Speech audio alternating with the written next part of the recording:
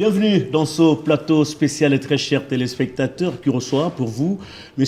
Claude Maluma. C'est un nom qui est connu en son temps, mais aujourd'hui, il fait plutôt autre chose. Nous le recevons parce qu'il vient d'écrire un ouvrage on ne peut plus important. L'intitulé, c'est bien « Génocide au Congo pour votre confort ». Il va nous expliquer les contenus et les contenants de cet ouvrage qui est très intéressant, vraiment à lire. Moi, je l'ai lu, je l'ai trouvé très intéressant. Je vais certainement vous recommander à lire cet ouvrage avec des informations qui emportent parfois les gens dans un monde platonique, et c'est une bonne chose pour la lecture. Mais avant toute chose, nous parlons d'abord de l'actualité. Monsieur Claude Maluma, bienvenue. Bonjour. Comment vous allez? Ça va très bien. L'actualité dans notre pays, c'est d'abord ces sanctions des États-Unis contre l'armée rwandaise. Ça va donner quoi comme résultat dans notre pays? Mais moi, je pense que les sanctions, c'est la chose la plus simple qui puisse exister, qui devrait exister depuis longtemps. Malheureusement, ça a pris du temps. Le président Félix Tshisekedi s'est mis à se battre pour qu'il y ait ces sanctions. Quand il voyageait, vous imaginez, les gens s'est moqués. Et il avait compris que c'est la personne qui est la mieux informée que nous tous. Moi, je parie que dans ce qu'on a écrit dans le livre, nous déjà dans le livre, on disait que l'armée est inféodée. On a dénoncé cela. Donc, on savait que l'armée était tellement inféodée. Donc, ce que les gens voient aujourd'hui, les généraux arrêtés, là, dernièrement, on a arrêté certaines personnes. Et ce qui fait qu'il avait compris cela, qu'on devait aller sur ce qu'on appelle la diplomatie. Il a pris cette voie-là. La voie de diplomatie a payé. Il y a eu des sanctions qui est très, très, très, très important parce que pour le Rwanda, M. Kagame n'en revenait pas, ne voulait pas qu'il y ait des sanctions. Il ne croyait pas qu'il y aurait des sanctions. Il se croyait tellement puissant, tout permis. La personne que moi j'appelle Hitler d'Afrique dans le livre. Donc, il n'y a pas que les sanctions que nous voyons aujourd'hui. M. Tshisekedi, le président de la République de la RDC, a réussi dans les conférences de ce qu'on appelle des Davos, là où les décideurs, on décide le sort mondial de l'économie, où M. Paul Kagame était toujours une vedette. Trôné. Et cette fois-ci, vous avez vu, au mois de janvier, il n'a même pas été invité. Oui. C'est grâce à Félix Tshisekedi.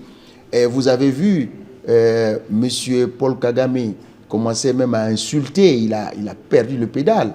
Et il a commencé à insulter. Vous avez vu le ministre des Affaires étrangères de la dame, une dame, le ministre des Affaires étrangères. Oui, Madame Louise Mouchaki-Kwabo. Non, Madame, la ministre rwandaise, l'ambassadeur rwandais à l'ONU, aux Nations Unies, a reconnu ouvertement que... Et le Rwanda était avec le M23. Vous avez compris. Oui. Donc, toutes ces choses-là qui ont mis M. Kagame à l'écart, et il y a eu des sanctions, il y a des voix qui se sont levées. Mais quand nous, on écrivait cela, quand on a sorti les livres, quand on préparait les livres, parce que je fais pendant 5 ans que j'ai rédigé ces livres, vous avez vu, on parle des sanctions aujourd'hui, les généraux qui sont sanctionnés. On va en parler. Donc, vous voyez, donc c'est quelque chose qui est bénéfique pour les Congolais. Donc les nombreux voyages des chefs d'État ont payé. Contrairement à ce que le commun mortel pensait, non, ils voyagent beaucoup. Voilà aujourd'hui les résultats. Mais moi, je les disais, et je ne sais pas si vous avez vu mes déclarations d'avant, je parlais de ça. Les gens... si le président Tshisekedi s'était mis à suivre ce que les gens disaient, on n'allait pas aboutir. Donc, les Congos étaient isolés. Même à concert des droits de l'homme, on n'y était plus. Oui. On n'était plus, on ne contribuait pas, on ne faisait pas partie, on était juste observateurs. Nous sommes aujourd'hui pays membre non permanent au niveau du Conseil de sécurité des Nations Unies. Voilà. C'est la résultante de cette diplomatie. Voilà, la diplomatie qu'il avait choisie parce que, bon, je pense qu'il avait l'expérience là-dessus parce qu'il était conseiller diplomatique du parti du DPS. Ouais, il était en fait le chargé des relations extérieures au niveau de son parti pendant plusieurs années. Ben voilà. Oui. Donc, il s'est noué des carnets d'adresses, il a compris l'importance de la diplomatie. Kagame était tellement sûr de lui qu'il dormait sur ses oreillers, il croyait que ça ne va pas passer. Mais là, c'est passé, il est surpris, il a commencé même à insulter le président Tshisekedi. Aujourd'hui, il ne dort plus. Voilà. Hein? Ben, il ne dort pas, il ne peut pas dormir parce que, vous savez, quand vous êtes dans cette optique où vous pensez que tout est déjà roulé sur les tapis roulants, au fait, M. Kagame n'a pas su lire l'heure. Et on a vu avec les Savimbi qui ont servi les États-Unis sont aujourd'hui. Notre ancien président, M. Mobutu. Et qu'est-ce que le président Mobutu n'a pas fait pour les États-Unis? Et nous avons vu partout dans le monde, les Saddam Hussein, toutes ces personnes. M. Kagame doit apprendre à lire l'heure. Que ce n'est plus l'heure qu'on puisse permettre qu'on puisse continuer à massacrer des Congolais et des Congolaises, nos enfants, nos mamans, nos femmes, nos filles violées. On fait des massacres qu'on ne peut pas en ce 21e siècle, que moi j'appelle les génocides. C'est un génocide qui se passe en République démocratique du Congo, aux yeux et au vu de tout le monde. Les gens faisaient semblant. Grâce à cette diplomatie, aujourd'hui les gens en parlent. Je vais vous donner l'exemple. Quand le président de la République a parlé qu'il y a un génocide au Congo, je me trouvais en France, je faisais la tournée. Je faisais la tournée pour parler du livre, parler du génocide. À la conférence, il y avait des gens du ministère de la coopération internationale française. Après, quand moi je parlais de ça, les journalistes m'ont approché, les journalistes français, qui m'ont fait comprendre, M. Malouma, il n'y a pas de génocide au Congo. Nous avons une ligne ici. Au Congo, il n'y a que des massacres et des crimes de guerre. Ah, la ligne était déjà tracée. La ligne était tracée. Ils disaient, nous allons attaquer votre président de la République. Je les ai fait asseoir, j'ai eu une discussion avec eux. Je les ai convaincus, je les ai prouvés de A à Z qu'il y a génocide au Congo. Et quand ils ont compris qu'il y avait génocide, le soir, j'étais l'invité du journal Afrique, TV5. Je suis allé presque maquillé. Après, on me dit, le rédacteur en chef a disparu. Vous comprenez? Ils avaient signalé que ce monsieur, et croyaient qu'ils vont m'amener l'agneau à l'abattoir pour que ils vont me poser la question sur le génocide. Ils croyaient que je ne vais pas répondre. Quand ils ont compris que les Congolais qu'ils avaient en face d'eux pouvaient répondre exactement, parce que je sais ce que j'ai écrit. Pourquoi j'ai donné le titre de génocide au Congo? Très bien, on va revenir sur l'explication de l'intitulé de cet ouvrage. Il y a la deuxième actu, c'est cette humanitaire française qui a été tuée à Goma lors d'une attaque, mais les versions sont un peu diverses, sont un peu divergentes.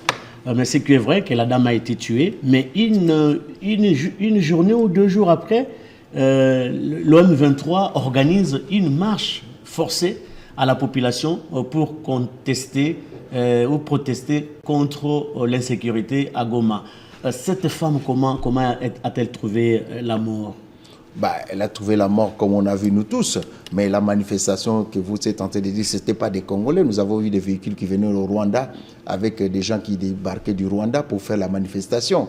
Ça, il faut dire que Gisenyi, c'est à quelques mètres de Goma. Ça, c'est du théâtre de mauvais goût. Notre frère Nanga n'est qu'un prisonnier qu'on utilise. J'ai pitié de lui parce que il n'a qu'à se renseigner. Je l'ai déjà dit. Je le répète aujourd'hui. Tous les Congolais bantous qui ont été à RCD Goma, depuis que RCD, premier RCD, deuxième RCD, ils sont tous morts. CNDP, ils sont tous morts. Et il doit tirer la leçon. Il doit réfléchir de ce que je dis. Et son avenir est compliqué parce que quand ils vont se rendre compte... Parce que vous savez, quand Mouzé a dit, il s'est réveillé et dit, ne jamais trahir les Congo. Le sort de Mouzé, on a vu. Vous voyez tout ce qu'on a comme les attentats qu'ils font, tous. C'est le langage qu'ils font. Donc, cette dame a été tuée par le Rwandais eux-mêmes parce qu'ils savaient qu'elle en savait trop.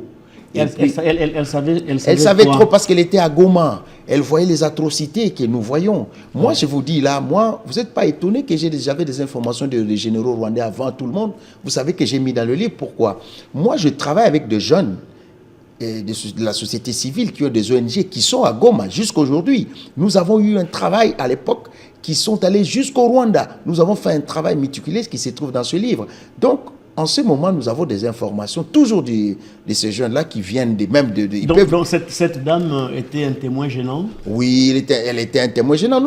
Ça, c'est des histoires qu'on peut raconter aux enfants qui sont nés hier. Moi et vous, nous savons ce qui s'est passé au pillage. Nous avons vu l'ambassadeur français a été tué ici en plein boulevard. Oui. L'ambassadeur français, nous savons nous tous quel pays l'a tué. Donc ça, c'est des histoires, ça, on appelle ça. Machiavel disait que ça, c'est quand tu veux changer d'attention, il faut créer un événement pour changer l'attention. Ça, c'est pour des gens qui sont nés aujourd'hui pour croire que... non, d'ailleurs, ils ont mis des drones, ils ont mis les anti-drones pour que les drones de la RDC ne frappent pas à Goma. Donc, c'est-à-dire, c'est eux-mêmes qui ont organisé leur scénario. Mais si c'était des drones, comment...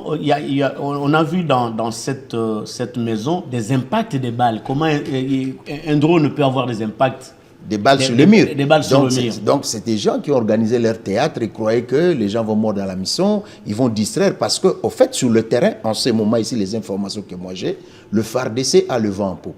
Le FARDC est en train de pousser et le FARDC n'est pas loin des Goma. Alors, ils ont réalisé que, à l'allure où vont les choses, il faut susciter la communauté internationale pour imposer les cessez-le-feu. En attendant, eux, ils attaquent nos militaires, ils cherchent à tuer les Congolais, qu'on le regarde, qu'il fasse entrer des militaires rwandais chez nous, qu'on nous tue, qu'on massacre nos mamans, qu'on massacre nos enfants, qu'on massacre nos femmes, que nous le regardions faire cela. Et écoutez, aujourd'hui, nous avons les Ouazalendo qui sont des patriotes comme moi et vous, qui se sont dit non, on peut refuser cela, la Constitution nous donne droit. L'article 64 nous donne droit de se prévaloir de cette façon. Monsieur Claude Maluma, est-ce qu'avec la mort de cette Française, il n'y aura pas d'incidence sur le choix de la prochaine ou du prochain secrétaire général à la francophonie, quand on sait que la RDC a présenté officiellement sa candidate, c'est Madame Juliana Lumumba. Le Rwanda également, au travers de l'actuel secrétaire général, Madame Louise Mushikiwabo, candidate à sa propre succession. Comme cette Française a trouvé la mort dans des conditions un peu plus tragiques en République démocratique du Congo, vous ne trouvez pas qu'il peut y avoir une incidence dans le choix du prochain ou de la prochaine secrétaire générale de la francophonie? Je rigole parce que... Pourquoi vous rigolez? Je pouvais dire autre chose, je ne vais pas dire ça. En fait, on nous prend vraiment pour des idiots. D'abord, la dame rwandaise qui est... Louise Mushikiwabo. Mushikiwabo, si c'est Mushikiwabo, excusez-moi, je ne maîtrise pas son nom. Oui, ancienne ministre des Affaires étrangères. Pas de problème, il peut être deux fois secrétaire général. Elle peut être président, quoi, ce n'est pas mon problème. Mais je vais vous dire une chose. Allez-y. C'est un pays anglophone. Comment elle s'est retrouvée secrétaire général francophonie? On se pose déjà des questions. Ça, c'est des combines des bas étages. Si c'est dans cette optique-là, nous avons présenté Inu Lumumba. Et un nom prestigieux. Ah ben attendez, nous avons présenté Juliana Lumumba. Le nom qu'elle porte. Est-ce qu'ils ont un Mushikiwabo qui se trouve l'avenue en Moscou, au Kiba, et partout ailleurs, l'université en Égypte, et partout? Non, nous avons présenté Lumumba. L'héros pas du Congo, l'héros de l'Afrique. Et il n'y a pas match. Et bon, si les autres, donc comme ils ont des combines pour qu'elle soit là, d'abord pays anglophone, qu'elle soit secrétaire générale, certainement, moi je dis qu'il y a des combines, parce qu'on a vu même la candidate du Canada de l'époque. Michel Jean. Madame Michel Jean a dénoncé cela. Oui. Nous tous, nous savons ce qui s'est passé. C'est elle qui nous a donné les événements.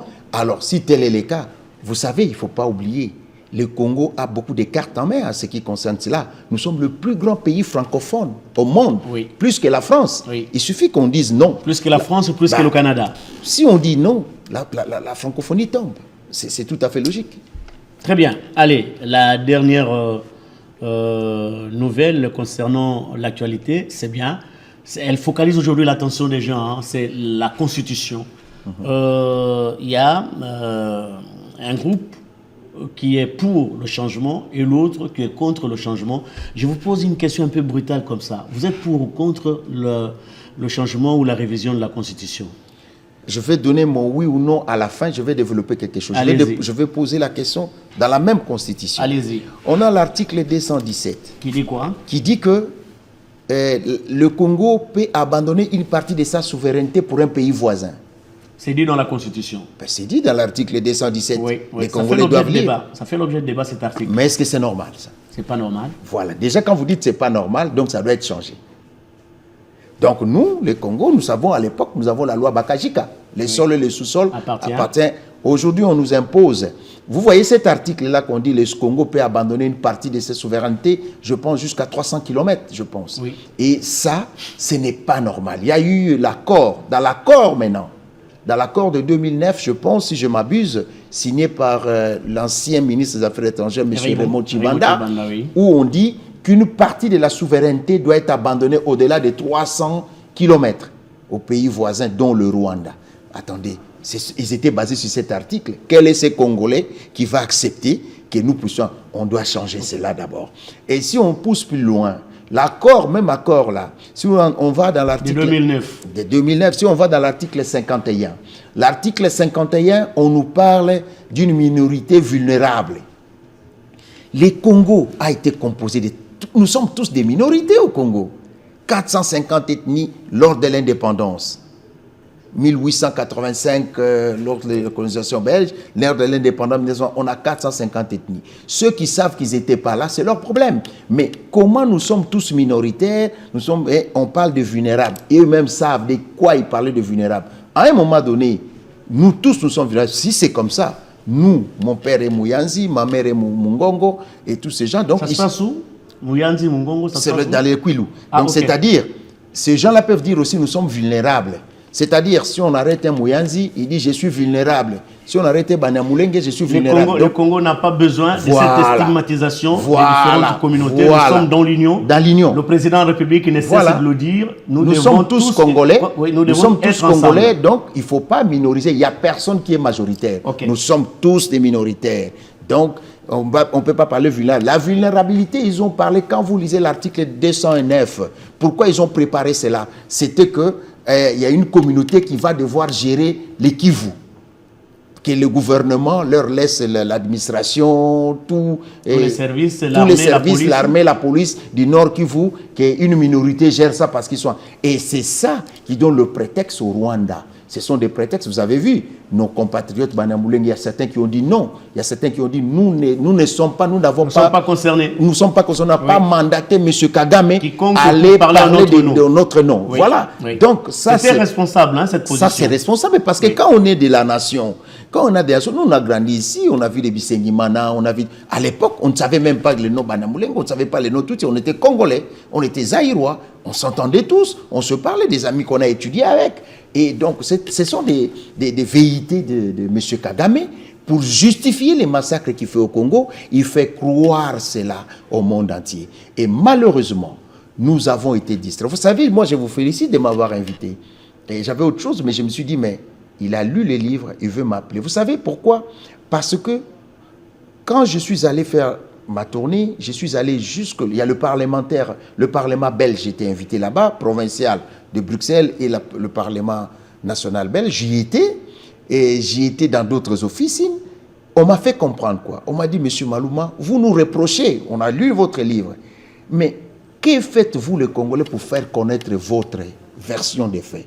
Quand on lit votre livre, on a compris que là-dedans, vous n'avez pas parlé de ce que, par exemple, excusez-moi, ils m'ont parlé de livre d'Onana qui avait expliqué... Oui, l'Holocauste. L'Holocauste. Oui. Onana a utilisé des épreuves pour prouver que les Nations Unies étaient informées. Il avait utilisé toute la documentation. Mais dans votre livre, vous montrez la version congolaise du génocide. La version congolaise est déjà notre couverture interpelle. On va en parler. Terminez d'abord sur cette affaire de constitution. Voilà. Donc, en ce moment-là, nous devons savoir que le Congo, nous devons faire savoir, nous devons faire connaître nos revendications. Parce que ces gens m'ont fait comprendre que quand certaines personnalités viennent faire des conférences sur la cause du Congo, ils n'amènent même pas de prospectus. Aujourd'hui, vous avez un livre, nous avons l'organisation comme Fonarev qui devrait nous approcher, comme vous l'avez fait, pour qu'on puisse imprimer. C'est vice-versa. Hein? Oui, moi j'avais... Si Fonarev ne vient pas vers vous, vous pouvez aussi aller vers Fonarev. Si, je fais cette démarche. Okay. Et vous savez, nous avons toute personne n'est pas consciente, hein, de toute façon. Il y a des gens qui ne sont pas conscients que nous les faisons pour le pays. C'est-à-dire que notre mère patrie, c'est le Congo. Allez, on revient sur la Constitution. Voilà. Vous êtes pour ou contre? Moi, je suis pour. Moi, je veux qu'on change la Constitution. Je vous ai démontré déjà qu'abandonner la souveraineté du Congo, ça ne va pas passer. Parce que nous, on a trouvé le Congo entier. Nous devons laisser à nos enfants et à nos aïeux, à nos petits-enfants et nos héritiers, tout le Congo. Nous ne devons pas accepter que le Congo puisse on puisse abandonner notre souveraineté. La loi Bakajika doit être réintégrée. Et aussi, vous regardez l'article 1er. On parle du Congo, tout ça, on parle de tout, mais on ne parle jamais on n'avait pas mis le 2 347 000 km, la superficie n'y est pas non plus du Congo. On doit ajouter la superficie. Et quand on parle de la nationalité congolaise, la diaspora, quand aujourd'hui il y a le match des léopards, moi j'ai vécu ça en Occident, les enfants de 6 ans, de 5 ans, qui sont nés là-bas. Les binationaux.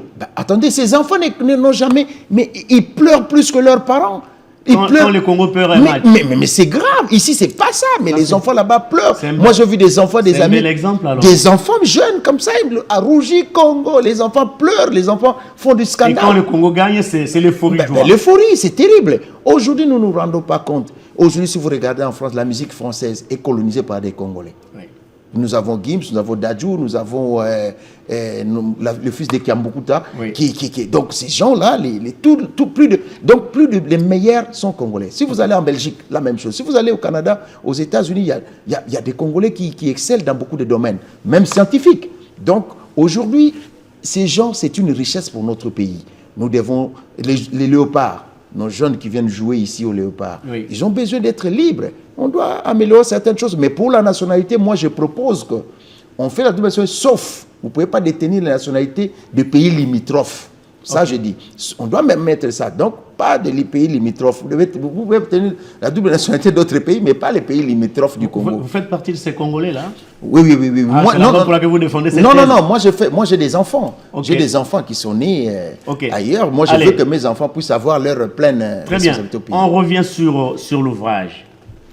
Génocide au Congo pour votre confort. J'aimerais que vraiment on puisse prendre la page de garde de cet ouvrage pour que M. Claude Malouma, l'auteur de cet ouvrage, puisse nous expliquer génocide au Congo pour votre confort. C'est pour le confort de qui? Ben, je pense que comme ils vont prendre les livres... Ouais, il est là. On va peut-être le prendre en gros plan et puis vous allez nous expliquer. Je vois ici un œil qui fait couler des larmes. Je vois une limousine et un téléphone qui sont assis sur les crânes. Et puis, je vois au niveau, en bas du livre, je vois les drapeaux qui représentent les différents pays. Expliquez-nous, on a pris en gros plan cette ouvrage. Essayez de nous expliquer. Voilà, là, si je dois vous expliquer la couverture, la page de garde de votre ouvrage. L'œil, c'est les Congolais qui pleurent. Qui pleurent le sang. Les sangs sont en train de sortir dans l'œil du Congolais qui pleure. C'est plus des larmes. La souffrance est tellement forte que la misère, le génocide est vraiment entré dans nous, des crimes de guerre, des massacres. Le Congolais est en train de pleurer. Les sangs qui coulent. Les sangs qui coulent à la place des larmes.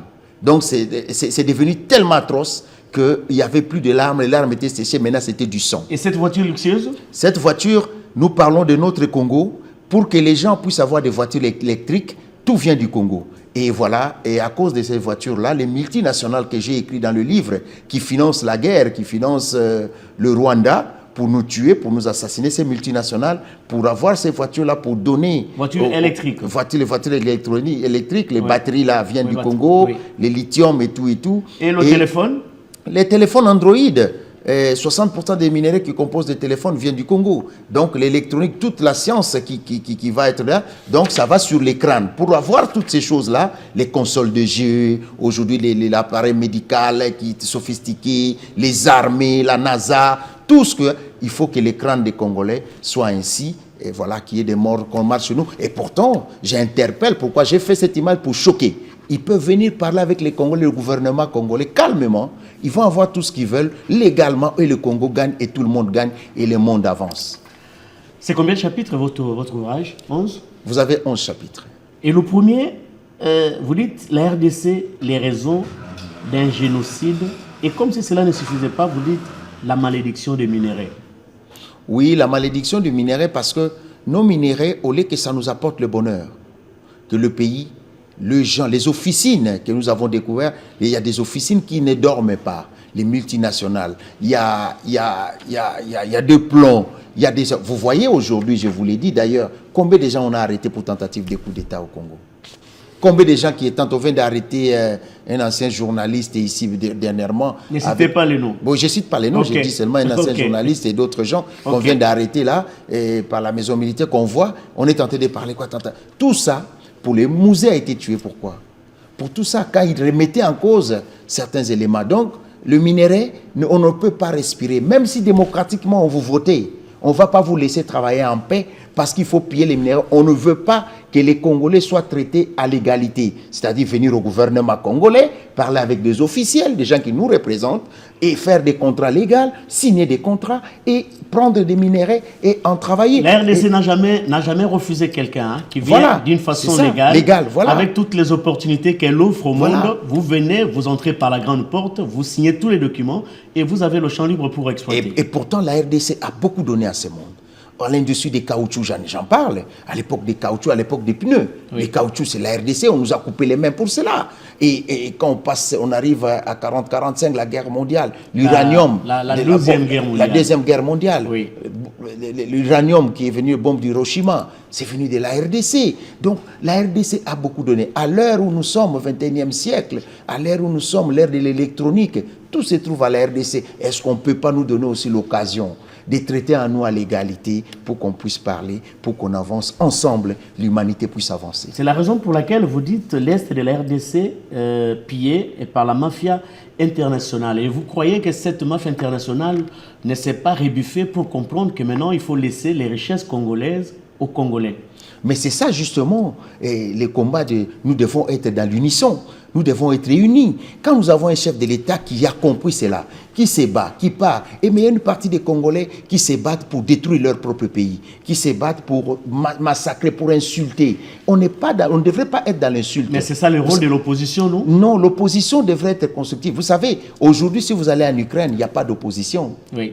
Pourquoi? Vous savez pourquoi? Parce qu'ils sont conscients. Oui. Quand vous êtes le pays est agressé, pendant ce temps, on n'a pas besoin de cette opposition. On n'a pas besoin de s'insulter. Oui. Vous savez, moi je félicite Martin Fayoulou qui s'est levé, qui a refusé de prendre des armes, qui a dit je suis le camp de la patrie à cause de ce qu'on attaque. On mène nos querelles à côté, il est parti rencontrer son frère président Félix Tshisekedi, ils ont échangé. Donc, c'est pas du mal, parce que le pays, à l'Ukraine, allez parler de l'opposition à l'Ukraine, allez parler de l'opposition en Irak, allez parler de l'opposition dans d'autres pays où quand le pays est agressé, nous devons être dans ce qu'on appelle l'unisson. Nous devons être un pour défendre notre pays. Et d'ailleurs, malheureusement, j'en parle. Moi, aujourd'hui, on appelle ça les Congolais de mauvaise qualité. Si les Rwandais... Non, c'est pas trop fort. Ah, c'est trop fort, c'est pas fort. Mauvaise qualité. Il y a des Congolais de mauvaise qualité parce que, moi j'estime cela parce que quand on voit par exemple M. Kagame, qui ose même dire que l'Est du Congo, la guerre est entre Congolais. Vous savez pourquoi? Parce qu'il y a des Congolais comme M. Nanga qui acceptent de lui donner des béquilles, de soi-disant être chef de la rébellion, alors qu'il sait qu'il ne gouverne rien. Et Nanga n'est pas seul. Oui, il n'est pas seul. C'est ces Congolais-là que j'appelle de mauvaise qualité. Et regardez, c'est les mêmes personnes. Quand je les dénonce dans mon livre, vous commencez AFDEL, RCD Goma, RCD-M, AFDEL, M23, M23-1, M23D. C'est les mêmes personnes. Et ces mêmes personnes, quand ils étaient RCD Goma, je pense, ils sont venus les mêmes personnes qui étaient vice-présidents de la République. Ils ont eu des fonctions. Mais ça ne suffit pas. Ils sont retournés. Donc, à chaque fois, pour avoir des postes, pour injecter des militaires dans l'armée, pour avoir des fonctions, il faut retourner là-bas, faire la rébellion. Et je pense que cette fois-ci, le gouvernement va refuser ce genre de brassage, de ces choses qui ne permettent pas d'avancer le pays. Vous ne trouvez pas que c'est maintenant l'occasion pour le président Tshisekedi de mettre en place sa classe politique? Parce qu'à l'époque, il faut se le dire, j'ai vu ça dans votre ouvrage, les Iléo Songo, tous ce monde-là, les Kamita, tout étaient des jeunes. Ils avaient 19-21 ans, je l'ai dit. Oui, donc le Congo, alors, est-ce qu'il n'y a pas moyen de créer maintenant cette nouvelle classe politique à la place de s'accrocher? On ne crée pas une division, il n'y a pas un conflit de génération. Les aînés ont fait ce qu'ils ont pu faire, mais maintenant, vous ne voyez pas que le président Tshisekedi a tout intérêt de créer sa nouvelle classe politique composée des jeunes? Je venais de faire cette déclaration. J'ai dit clairement, quand j'ai vu la déclaration de sénateur Bahati, je venais de faire une déclaration qui circule sur les réseaux sociaux où je l'ai interpellé, M. Bahati, j'ai dit, vous trompez d'époque. Effectivement, vous avez raison. Dans mon combat, si vous lisez les livres, moi j'interpelle toujours le président Tshisekedi pour lui dire il faut créer la nouvelle classe politique, il faut créer des nouvelles personnes qui peuvent défendre. Les patriotes sont là, des gens qui sont capables de prendre. Parce qu'il y a des gens qui sont nostalgiques. Vous savez, il y a des gens qui sont nostalgiques, il y a des gens qui pensent que pour exister dans le Congo, il est devenu un roitelet, il a sa famille, il a ses enfants et les autres n'ont pas droit au chapitre. Il postule ses suppléants, ce sont les membres de sa famille. Voilà tout ça. Comme s'il n'y avait pas d'autres Congolais. C'est pour cela qu'il faut changer la constitution aussi. Il faut, sur ce point-là, il y a des gens qui se permettent, sa femme, ses enfants, ils sont 7 ou 8 membres du gouvernement, ils sont partout. Et cela ne permet pas aux autres d'évoluer. Il y a des jeunes compétents que moi j'ai vus, que je croisais dans mes tournées pour parler du livre, même ici au Congo. Il y a des jeunes, des gens qui sont compétents, qui ont beaucoup à donner, qui sont dans l'honnêteté, qui se sacrifient, mais on ne le voit pas. Pourquoi? Parce que ce genre... Ces genres de choses qu'on fait, d'ailleurs, moi j'interpelle le président Tshisekedi d'oublier cette histoire des unions sacrées. Il faut passer à autre chose. C'est sa famille politique. Mais justement, c'est une famille politique qui a aidé le chef de l'État de devenir, d'être élu avec plus de 60%. En tout cas, moi je suis celui, je le dis ici à la télé, je suis celui qui avait organisé la campagne du président à Kwilu.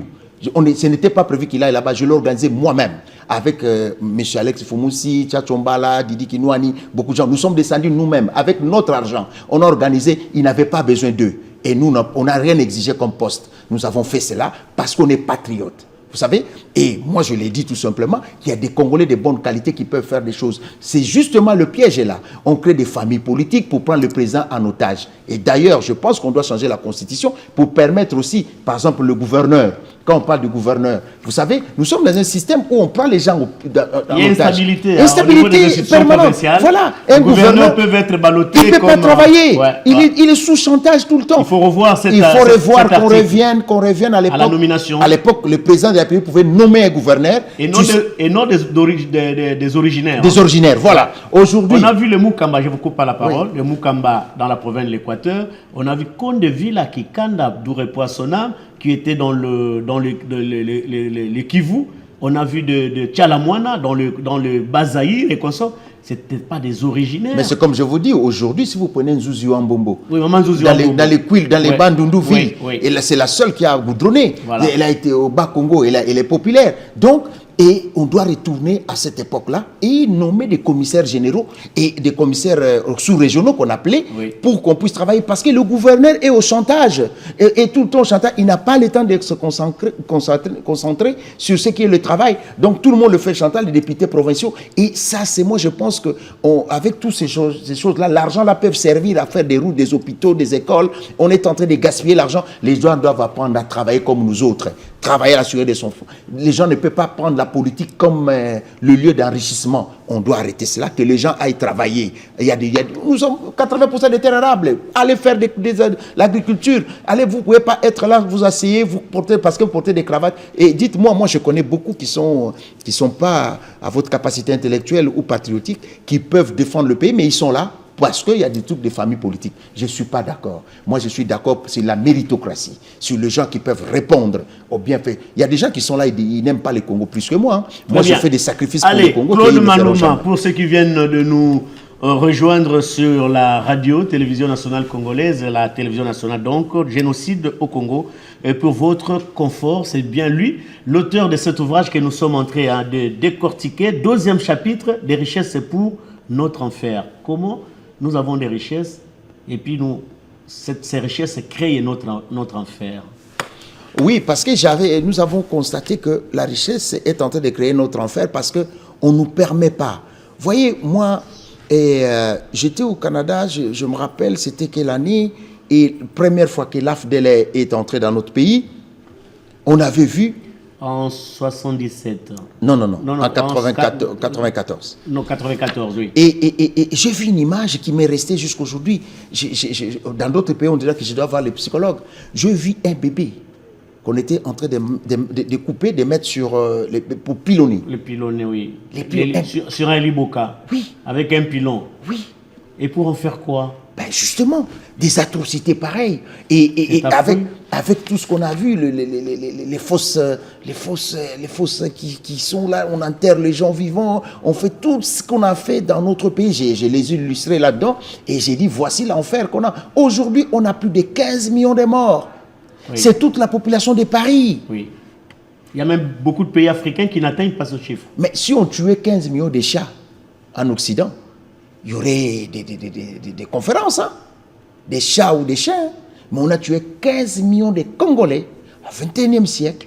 Et les gens sont là, ils sont contents, ils utilisent leur téléphone comme si rien n'était. Et quand moi j'écris comme ça, combien de coups de fil que j'ai, Claude, il faut faire attention. Mais c'est notre pays, on doit parler de notre pays.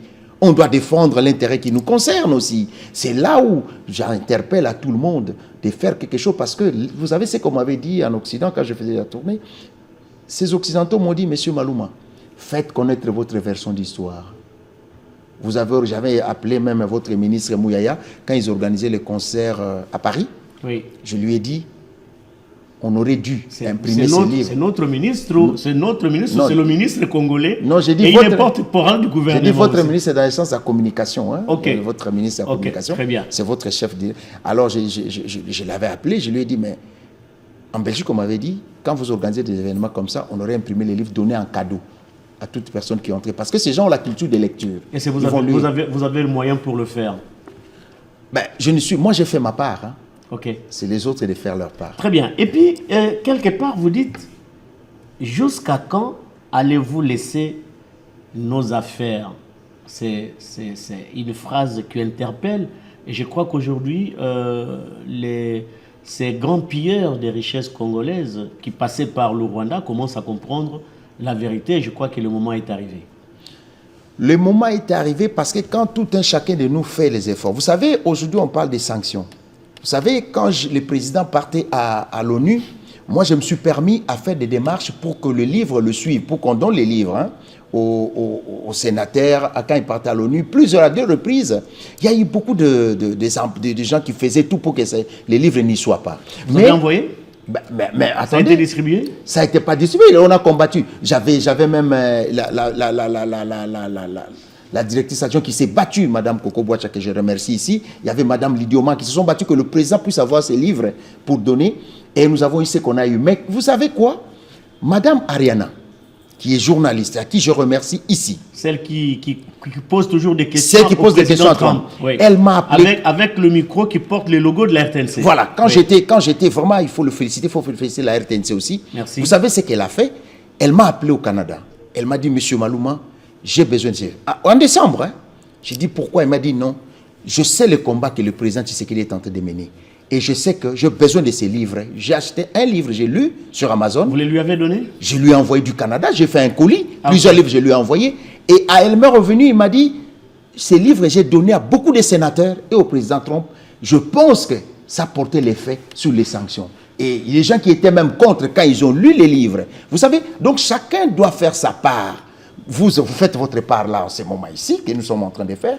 On n'a pas besoin de millions de dollars, mais chacun doit faire sa part. Moi, je fais ma part, que chacun fasse sa part, que chacun soit conscient. Les Congo n'appartiennent pas seulement à M. Tshisekedi, à Félix Tshisekedi pour se battre, prendre des avions, prendre des risques et tout le temps. Les Congo nous appartiennent tous.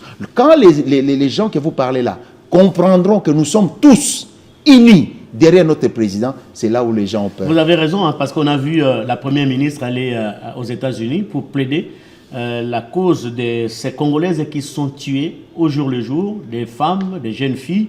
Et je crois que son message est passé. On a vu Patrick Mouyaya qui a fait pratiquement le périple. Hein. Il est allé en Amérique, il a fait l'Europe pour faire passer le message du Congo. Et le président de la République, n'en parlons pas, parce qu'il a toujours sillonné le monde pour faire entendre la voix de la RDC. Au moment où nous parlons, il y a la ministre des Affaires étrangères, Thérèse Kaikwamba. Je rends chapeau à Mme Thérèse Kaikwamba. Qui est en voyage pour faire passer également le message. Alors, votre troisième chapitre, vous parlez de la terreur du M23. Et ce M23 qui était dans sa version, la première version, et aujourd'hui dans sa deuxième version, vous ne voyez pas que cet M23 tend vers sa fin au regard de tout ce qui se passe aujourd'hui? Oui, moi je pense qu'au regard de ce que la diplomatie, les services de sécurité congolais ont fait. Vous savez, vous ne pouvez pas gagner la guerre quand votre chef d'état-major général travaille pour l'ennemi. Le chef des maisons militaires qu'on a arrêté travaillait pour les ennemis. Les généraux, comment vous allez gagner la guerre? Vous voyez, c'est là où on dit la diplomatie a joué. Les services aussi ont joué pour trouver la solution. Parce que c'était impossible, inimaginable. Le M23 c'est comme ça. Le M23 est en train de partir à sa décadence à partir de ce que les traîtres sont démasqués du jour au jour. Et c'est pour cela que j'interpelle aux Congolais. Au lieu qu'on soit divisés, c'est le moment qu'on soit dans l'unisson. Quand les autres vont sentir qu'ils sont unis pour défendre l'intérêt l'intérêt de leur pays, ensemble. C'est à ce moment les gens vont nous prendre au sérieux. Ils vont plutôt négocier avec nous au lieu de nous diviser pour les choses qui ne sont pas utiles. Monsieur Claude Malouma, vous parlez dans votre livre du serpent nu, mais qui garde son venin. Peut-être aujourd'hui, on peut parler symboliquement... Vous avez vraiment lu les livres. On peut parler symboliquement de tout ce que le Rwanda a fabriqué comme pantin, des LAFDEL, des CNDP, de RCD, de M23. Et ils sont aujourd'hui nus, bien sûr, mais le venin est là. C'est-à-dire, Paul Kagame, tant qu'il est vivant, aujourd'hui, peut-être le M23 peut disparaître. Vous ne voyez pas qu'il peut créer encore un autre mouvement pour continuer à déstabiliser les Congos? Il va tenter, mais les choses ont changé. Pourquoi? Le venin est toujours là. Le venin existe aussi par rapport à celui qu'on vient d'arrêter, un ancien DG de l'OCC qu'on vient d'arrêter comme un fournisseur. Vous voyez, ça c'est le venin aussi.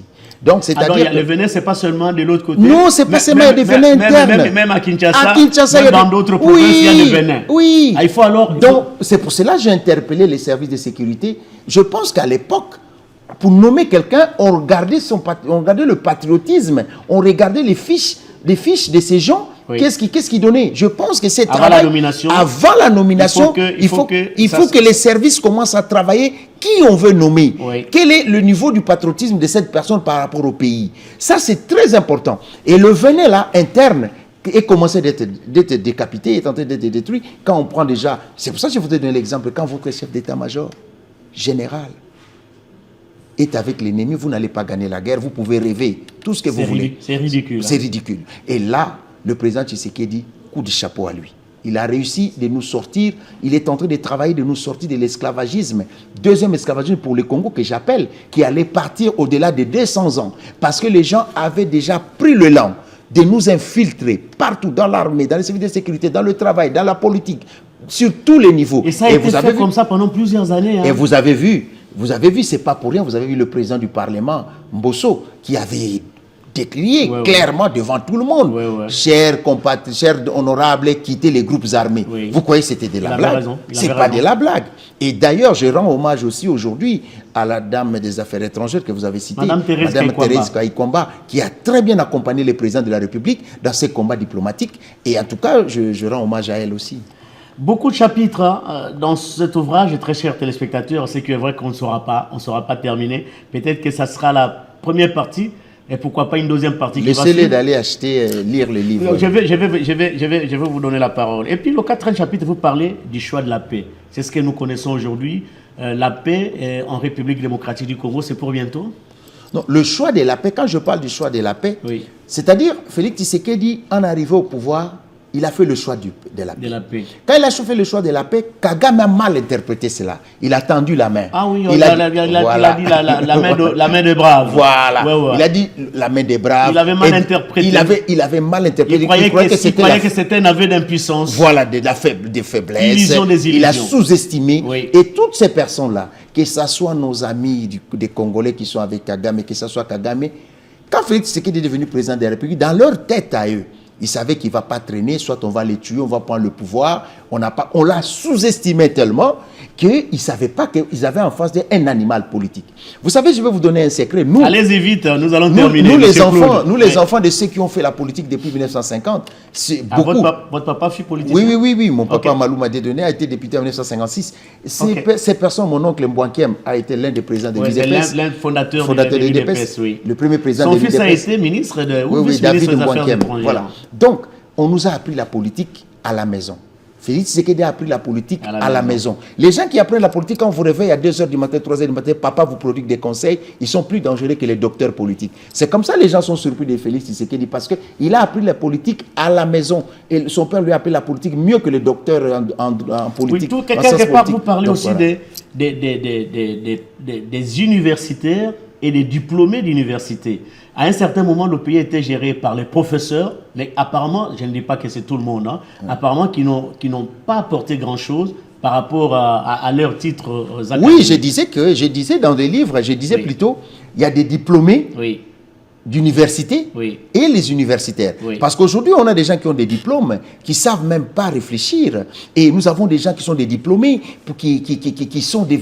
Vous savez, aujourd'hui, depuis un moment donné, on a des courses de doctorat. Les gens deviennent doctorats, ce qui ne publient pas. Et comme on avait des grands professeurs à l'époque, des JLO, des grands professeurs au campus, des grands professeurs qui publient, qui font tout, qui font des recherches, on n'en a plus. Et les gens, et aujourd'hui, on est à ce qu'on appelle course au diplôme. Vous allez voir des licenciés aujourd'hui, il a son diplôme, mais et le licencié ne sait même pas s'exprimer, ne sait même pas écrire. Donc vous voyez, ces gens, quand vous lui donnez des fonctions, ils sont là.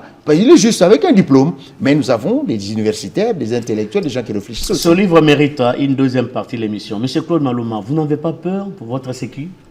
Oh non, si Lumumba avait peur, le Congo ne serait pas là. Si Kimbangu avait peur, le Congo ne sera pas là. Si Kimpanvita avait peur, le royaume Congo ne sera pas le Congo d'aujourd'hui. Si, j'ai dit, si Mbouankiem, Tshisekedi, ils avaient peur, on ne serait pas en démocratie. Les Dikonda. Les Dikonda, oui. Les gens. Si nous prenons par exemple, nous avons des braves citoyens. On oublie que Kimbangu a fait la prison 30 ans, oui. Plus que Mandela, oui. Et avant Mandela. Et c'est les Congolais qui ont dit non. Allez. Où est-ce qu'on peut trouver cet ouvrage? Les gens qui sont à l'étranger peuvent commander. Nous avons la version anglaise et la version française. Oui. Ils peuvent commander sur Amazon. Et ici, nous avons sur Rond-Point Forestcom, il y a Librairie des Grands Lacs. Oui. Vous pouvez aller à l'hôtel Rotana, Memling, ou Librairie Saint-Paul à Limité. Oui. Il y en a. Et puis, il y a un numéro à GMR TV. Ils peuvent trouver. Donc, voilà. Très bien. Allez. On peut vous appeler aussi. Hein. Ça n'est fini. On va mettre les numéros. Ça n'est fini pour cette première partie de cette émission, hein, plateau spécial consacré à la parution de cet ouvrage qui porte la signature de Claude Maluma, Génocide au Congo. Pour votre confort, vous étiez d'un apport très considérable pour cette émission. Laissez-moi vous dire merci. C'est moi qui vous remercie. J'ai dit également merci à l'équipe technique qui nous a permis de vous atteindre à la maison, équipe technique chapeautée par Evelyne Ikulamba. Merci à vous, très chers téléspectateurs, de nous faire confiance. Nous allons vous retrouver prochainement. Oui, les mamans, je suis fier d'elles, hein, les mamans là, qui sont en train de faire c'est notre caméra humaine. Oui, c'est ça les Congos qu'on a besoin. Oui. On n'a pas besoin des Congos où les gens sont en train de se disputer politiques. Nous avons les Congos qui travaillent. Oui. Les mamans sont là, en train de nous filmer. Merci. Voilà, ça c'est une fierté pour moi. Merci. C'est voilà. Madame Kanjinga. Ah, Madame Kanjinga, parmi les caméras humaines de la maison. Voilà, ça c'est. Merci. Et il y a une réalisatrice aussi là-bas, une dame. C'est Evelyne Ikulamba. Evelyne Ikulamba, voilà. Merci. C'est ça les Congos qui gagnent. Nous sommes au mois de la femme. Au mois de la femme en plus. Merci beaucoup, monsieur Claude. Ils sont là. Merci. Allez.